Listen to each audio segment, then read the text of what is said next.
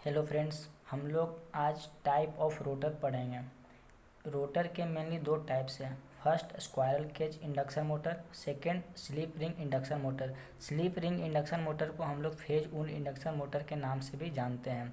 आज हम लोग mainly squirrel cage induction motor पे फोकस करेंगे। स्क्वायरल केज इंडक्शन मोटर जो होता है उसमें हम लोग सबसे पहले केज का मतलब क्या होता है। केज का मतलब होता है पिंजरा, जिसमें पैरट्स पोसाता है, तोता पोसाता है। वो पिंजरे को आप देखे होंगे कि उसका शेप कैसा रहता है। उसका शेप कुछ इस प्रकार से रहता है कि देखिएगा कि आप नंबर ऑफ वर्टिकल रड्स होते हैं और उसके दो रिंग्स होते हैं जो कि दोनों एंड्स पे फिक्स रहते हैं। और वो उसी टाइप का शेप जो होता है स्क्वायरल केज इंडक्शन मोटर का भी होता है। जैसे में यहाँ पे देखिए कि यह फिगर शो किया गया है जो कि स्क्वायरल केज इंडक्शन मोटर का ही शेप है।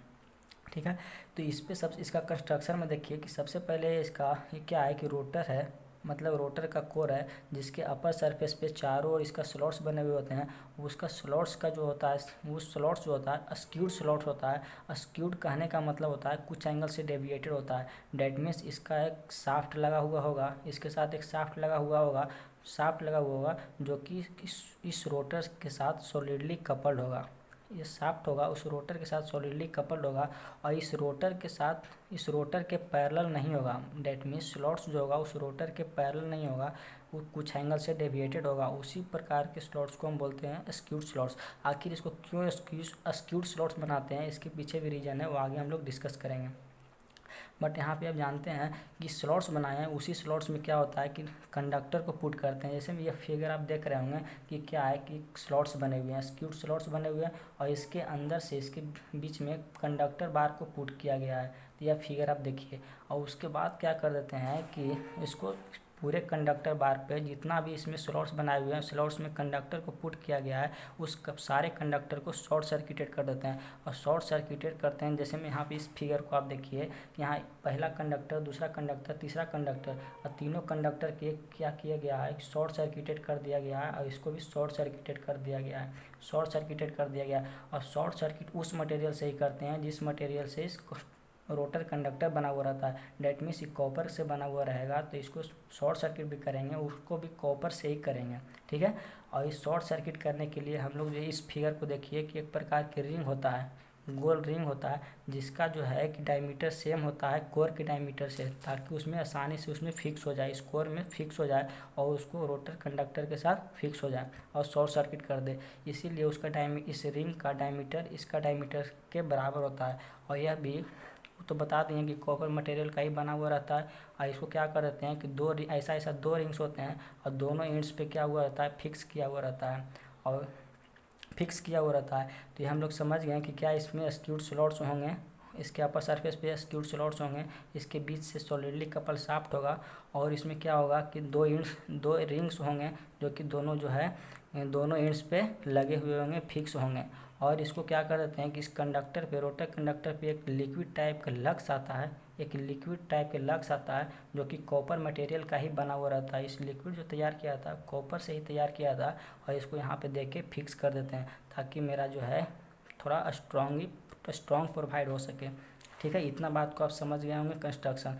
अब इसका कुछ इंपॉर्टेंट्स बात को समझते हैं स्क्वायरल केज इंडक्शन मोटर के। ठीक है, तो इंडिया में जितना भी सारा इंडस्ट्री है उसमें से जो मोटर यूज कर रहा है उसमें से 90% मोटर जो है वो स्क्वायरल केज इंडक्शन मोटर ही प्रयोग किया जा रहा है। हम क्या बोले कि इंडिया में जितना भी इंडस्ट्री है उसमें मोटर जो यूज किया जा रहा है वो 90% मोटर जो है वो स्क्वायरल केज इंडक्शन मोटर का ही प्रयोग किया जा रहा है। आखिर ऐसा क्यों कर रहा है, इसके पीछे क्या रीज़न है? तो रीज़न यही है सिंपल कि इसका कंस्ट्रक्शन बहुत सिंपल होता है और साथ साथ रोबस्ट कंस्ट्रक्शन होता है। मतलब कंस्ट्रक्शन सिंपल होगा और रोबस्ट होगा। रोबस्ट का मतलब होता है मजबूत, मतलब इसका बहुत मजबूत मोटर होता है ताकि मैकेनिकल सपोर्ट्स प्रोवाइड कर सकता है। ठीक है, और इसमें वियर एंड टीयर लॉसेस भी कम होता है। ठीक है, तो ये हम समझ गए कि आखिर इतना एप्लीकेशन क्यों है। तो इसका सिंपल कंस्ट्रक्शन और रोबस्ट कंस्ट्रक्शन के कारण इसका इतना एप्लीकेशंस है। ठीक है, अब हम लोग समझते हैं कि इसको स्क्यूड क्यों करते हैं, आखिर स्लॉट्स को स्क्यूड क्यों किया जाता है। तो इसके पीछे रीज़न है, आप इन बहुत ध्यान से समझिएगा, बहुत अच्छा समझ में आएगा, ये हम मेरा प्रॉमिस है। ठीक है, तो सपोज क्या कीजिए कि अगर स्लॉट्स को शाफ्ट के पैरेलल बनाते हैं जब पैरेलल रहता तो जब रोटर जो है रोटेट करना स्टार्ट करता जैसे ही, तो क्या होता कि जो स्टार्टर और रोटर के बीच में जो एयर है वह रोटर के साथ डायरेक्टली कांटेक्ट में आता। और जब डायरेक्टली कांटेक्ट में आता तो क्या होता कि एक फोर्स लगाता उस पर, क्या लगाता है, एक फोर्स लगाता जिसको हम विंडेज फोर्स के नाम से जानते हैं। और उस फोर्स के कारण क्या होता कि एक लॉस वहाँ पे होता, जिस लॉसेस को बोल रहे थे विंडेज लॉसेस बोल रहे थे। इट डैट मीन्स वहाँ पे क्या होगा कि एक विंडेज लॉसेस होंगे, और विंडेज लॉसेस होने से हमको क्या प्रभाव पड़ेगा वो देखिए, हमको क्या कर देगा, इनपुट सप्लाई को कम कर देगा। डैट मीन्स इसका कहने का अर्थ यह हुआ कि अगर सपोज डेट हम जितना सप्लाई दे रहे थे एक डिजायर्ड आउटपुट के लिए, और उसमें क्या हो गया, बीच में कुछ लॉसेस हो गया, तो क्या हमको डिजायर्ड आउटपुट मिलेगा? हम कोई मोटर रन करना चाह रहे थे इतना स्पीड से, उतना स्पीड से मिलेगा? नहीं मिलेगा। क्यों? बीच में मेरा लॉसेस हो गया। जितना सप्लाई दे रहे थे ताकि उतना मेरा आउटपुट मिले, लेकिन बीच में लॉसेस हो गया तो क्या होगा, मेरा डिजायर्ड आउटपुट नहीं मिलेगा। इससे क्या मेरा होगा, और मेरा वर्किंग डिफेक्टिव हो गया इस लॉसेस के कारण, विंडेज लॉसेस के कारण। ऐसा क्यों हो रहा है? क्योंकि हम अगर सबको फर्स्ट टाइम हम क्या कर दिए, उसको शाफ्ट के पैरेलल बना दिए, तब क्या होगा, विंडेज लॉसेस होगा। तो इसके कारण क्या होगा, कुछ डिजायर्ड आउटपुट को गेन करने के लिए क्या होगा, मेरा जो है इनपुट सप्लाई को बढ़ाना पड़ेगा, ताकि मेरा उतना जो है स्पीड तक पहुंच सके। रोटर का स्पीड मेंटेन कर रखने के लिए इस इनपुट सप्लाई को बढ़ाना होगा, और जब इनपुट सप्लाई बढ़ाएंगे दैट मीन्स हमको ज़्यादा पावर की आवश्यकता पड़ेगी, तो इसके मेरा घाटा है। ठीक है, इसीलिए इनपुट सप्लाई बढ़ाने से बचने के लिए, ज़्यादा वाटेज को कंज्यूम करने से बचने के लिए हम लोग क्या करते हैं, इसको स्लॉट्स को स्क्यूड स्लॉट्स बनाते हैं। स्क्यूड स्लॉट बनाने से क्या फ़ायदा है कि आप जैसे एक एग्जांपल समझिए कि अगर विंड जो है एक डायरेक्शन में फ्लो कर रहा है और उसके जस्ट अपोजिट डायरेक्शन में आप क्या कर रहे हैं, मूव कर रहे हैं, ठीक है, तो आपको क्या लगेगा कि उस पर बहुत ज़्यादा फोर्स लगेगा, बहुत ज़्यादा। सपोज इधर से विंड आ रहा है, आप इधर से जा रहे हैं तो बहुत ज़्यादा आप पर फोर्स लगेगा। और वही आप क्या कीजिए कि अपना हल्का सा डायरेक्शन चेंज कर लीजिए, तो आपको उस डायरेक्शन में चलना आसानी होगा। सपोज यहाँ से विंड आ रहा है, आप इधर जा रहे हैं और आप हल्का सा डायरेक्शन चेंज कर लिए, तो क्या होगा कि आपको चलना वहाँ पर ईजी होगा।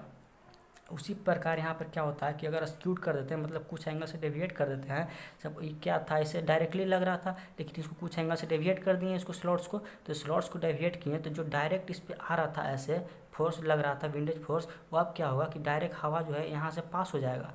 जब यहाँ से एयर पास हो जाएगा तो उस पर उतना ज़्यादा फोर्स नहीं लगेगा। अब फोर्स नहीं लगेगा तो डेट मीन्स विंडेज लॉसेस नहीं होंगे, तो विंडेज लॉसेस इससे हमको कम जाता है स्क्यूड करने से। तो आप ये समझ गए कि विंडेज लॉसेस को कम कर दिए किस प्रकार से, स्क्यूड स्लॉट्स बनाने से। पर एक ही लॉस, इस एक ही रीजन नहीं है बल्कि बहुत सारे हमारे जो फ़ायदा होता है। फर्स्ट तो हमारा विंडेज लॉसेस कम गया, ये आप यहाँ पे देखिए एक विंडेज लॉसेस होंगे जो कि स्क्यूड करने से कम गया। दूसरा बात कि जब डायरेक्टली उसके साथ कंटेक्ट हो रहा था डेट मीन्स हाली हाली ठक ठक ठक ठक की आवाज़ होगा, डेट मीन्स वहाँ पे एक हमिंग साउंड प्रोड्यूस होता है, जो कि जैसा कि ट्रांसफार्मर में भी हो रहा था।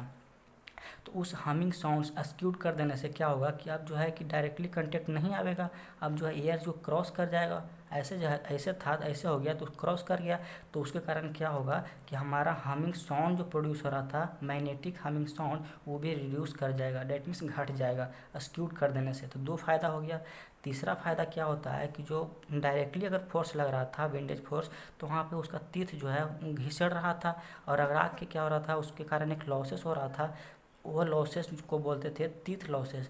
लेकिन अब स्क्यूड कर दिए हैं तो ये तो टकराव का प्रोसेस होगा नहीं, तो वहाँ पे तीथ लॉसेस भी मेरा नहीं होगा। जब तीथ लॉसेस नहीं होगा तो इससे मेरा तीसरा फायदा हो गया, first windage losses, second magnetic humming और तीसरा तीथ लॉसेस। अब चौथा जो है यहाँ पे हार्मोनिक्स जो होता है, हार्मोनिक्स हम लोग के बाद में समझना, बट यहाँ पे हार्मोनिक्स यह देखिए कि हार्मोनिक्स भी इससे कमता है, यह इतना बात आप जानिए खाली।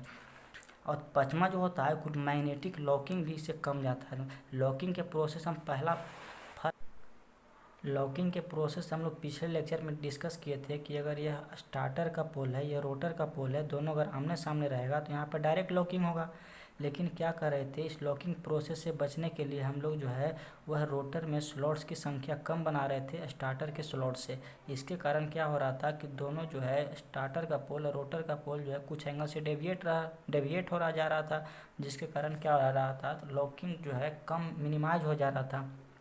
ठीक है, लेकिन अब क्या कर दिए हैं कि सपोज डेट इस रोटर पे जो स्लॉट्स बनाए हैं उसको स्क्यूड कर दिए हैं। अभी जो है ये क्या है, अगर इस फेनोमेनन में है, इस प्रोसेस में है, तो ये क्या है, मेरा केवल डेविएट हुआ है, रोटर के स्लॉट्स कम बनाए उसके कारण। लेकिन अगर जैसे स्क्यूड कर देंगे तो क्या कुछ एंगल से उठा हुआ रहेगा, कुछ एंगल से डिस्प्लेस्ड रहेगा, तो इसके कारण क्या होगा कि मेरा लॉकिंग का प्रोसेस बिल्कुल ही ख़त्म हो जाएगा, बहुत ख़त्म हो जाएगा, बिल्कुल ख़त्म हो जाएगा। ठीक है, तो इससे हमको लॉकिंग के प्रोसेस से भी बचते हैं। यहाँ क्या बोले कि हमको स्क्यूट करने से हमको 5 फायदा हुआ कि मैग्नेटिक हमिंग कम हो गया, हार्मोनिक्स कम गया, टीथ लॉसेस कम गया, विंडेज लॉसेस कम गया और मैग्नेटिक लॉकिंग कम गया। ये सभी स्क्यूट करने से हमको प्रॉफिट मिला। अब हम नेक्स्ट जो है देखते हैं। अब इसमें आप समझिए कि सबसे इंटरेस्टिंग वाला बात यह होता है कि हम लोग क्या कर रहे थे, उस स्लॉट्स जो जितना भी स्लॉट्स बनाते हैं रोटर पे उसको क्या, और उसमें कंडक्टर को पुट करते हैं, स्लॉट्स बनाते हैं कंडक्टर बार को पुट करने के लिए, और लेकिन उस कंडक्टर को, इसमें जो कंडक्टर पुट करते हैं उसको इंसुलेट नहीं करते हैं। लेकिन हम लोग क्या जानते हैं कि स्लॉट्स में जितने भी कंडक्टर होते हैं उसको इंसुलेट किया जाता है, उसके बाद उसमें पुटअप करते हैं। लेकिन इसमें जो कंडक्टर जो होगा उसको हम इंसुलेट नहीं किया जाता है। Conductors are not insulated from core, core से क्या रहता है, इंसुलेटेड नहीं रहता है। डैट मीन्स यहाँ पे कहने का अर्थ हुआ कि अगर सपोज डेट एक कोर है, यह क्या है, देखिए यहाँ पे सिंपल, यह क्या है, मेरा रोटर कंडक्टर है, ये रोटर कंडक्टर है, और बीच में क्या है कि रोटर है, डैट मीन्स कोर है। और यहाँ पे क्या होगा कि सब जो है रोटर जो है सिलिकॉन स्टील मटेरियल से बना हुआ रहेगा। ठीक है, और ये जो है कॉपर के मटेरियल से बना हुआ है। इसका सबसे पहले हम जान लेते हैं कि सिलिकॉन स्टील मटेरियल भी क्या है, एक प्रकार का कंडक्टिंग मटेरियल है, कॉपर भी एक कंडक्टिंग मटेरियल है। लेकिन जब शॉर्ट सर्किट नहीं, इसको अगर हम क्या करेंगे, इंसुलेट नहीं करेंगे कंडक्टर वायर को, तो क्या हो सकता है कि मेरा शॉर्ट सर्किट की कंडीशन हो जाए। इस प्रोसेस से बचने के लिए हम लोग क्या करते थे, इसको इंसुलेट करते थे। लेकिन स्क्वायरल केज इंडक्शन मोटर में कुछ ऐसा नहीं होता है, बल्कि हम इसको डायरेक्ट जो है वायर को ही, केवल कंडक्टर को ही स्लॉट्स में पुटअप कर देते हैं। देखिए कैसे, क्योंकि इसका एक जब 3 फेज इंडक्शन मोटर जब रन करना स्टार्ट कर देता है तो एक ऐसा पॉइंट आता है जहाँ पे रोटर कंडक्टर जो होता है, रोटर कंडक्टर में जो करंट होता है वो बहुत कम हो जाता है, बहुत कम। किसके कंपेरिजन में, स्टार्टर के करंट के कंपेरिजन में। जो स्टार्टर में जितना करंट होता है उससे रोटर कंडक्टर में करंट जो होता है बहुत कम होता है। अब आप यह बात जान लीजिए कि यह जो है रोटर कंडक्टर है, तो रोटर कंडक्टर में करंट तो है लेकिन बहुत कम है। यह कैसे कम होता है ये आगे हम लोग वर्किंग में डिस्कस करेंगे। लेकिन यहाँ पे आप समझिए कि रोटर कंडक्टर में जो करंट आया है वो एक चलने की वजह से, स्पीड धरने की वजह से, स्पीड कैचअप करने की वजह से इसका स्पीड जो है इसमें करंट जो है बहुत कम है। तो आप खुद जानिए कि यह हम सिलिकॉन स्टील मटेरियल क्या बोले, कंडक्टिंग मटेरियल है, कॉपर भी कंडक्टिंग मटेरियल है। लेकिन दोनों में जो कंडक्टिंग प्रॉपर्टी जो है कॉपर के ज़्यादा है सिलिकॉन स्टील की तुलना में। मतलब कि अगर कम करंट के कंपेरिजन में देखें तो इसका रेसिस्टेंस कम होगा और यह हाई कंडक्टिव होगा, और इसका रेसिस्टेंस बहुत ज़्यादा होगा। That means infinite resistance show करेगा इस लोअर लिमिटिंग करंट के हिसाब से। इसीलिए जो है केवल कॉपर पाथ को चूज करता है, सिलिकॉन स्टील पाथ को चूज नहीं करता है। इसलिए रोटर जो है सिलिकॉन स्टील मटेरियल से बना हुआ रहता है, और इसको इंसुलेट नहीं भी करते हैं तो पर भी इस बीच से करंट नहीं जा करके, इस करंट जो है बहुत कम करंट है, मिनिमम करंट है, वो बीच से नहीं जा करके, रोटर कोर से नहीं जा करके, वो केवल जो है अपना पाथ फॉलो करता है। डेट मीन्स कॉपर पाथ जो है फॉलो करता है, और उस कंडक्टर बार में केवल जो है अपना करंट फ्लो करता है। ठीक है, यह बात आप समझ चुके होंगे। लेकिन इसको हम फ़ायदा यही है कि इंसुलेट नहीं किया जाता है इसको। अगर रोटर को भी इंसुलेट नहीं करेंगे तो भी हमको कोई फ़ायदा नहीं, कोई भी हमको घाटा नहीं होगा, क्योंकि जो है ये सिलिकॉन स्टील मटेरियल जो है इनफाइनाइट रेसिस्टेंस शो करता है स्मॉल करंट के लिए। ठीक है, तो ये बात हम लोग इतना तो समझ गए कि इसको इंसुलेट भी नहीं किया था। लेकिन अब जो है स्लॉट्स के बारे में डिस्कस करते हैं कि आखिर जो स्लॉट्स उस पर बना रहे थे हम, जो रोटर के उसके सरकमफेरेंस पे जो है कि चारों ओर जो स्लॉट्स बना रहे थे, वो स्लॉट्स हम लोग पिछले 3 लेक्चर में पढ़े थे पीछे। पहला जो है ओपन स्लॉट होता था, सेकंड सेमी क्लोज स्लॉट्स, और थर्ड जो होता था क्लोज स्लॉट्स होता था।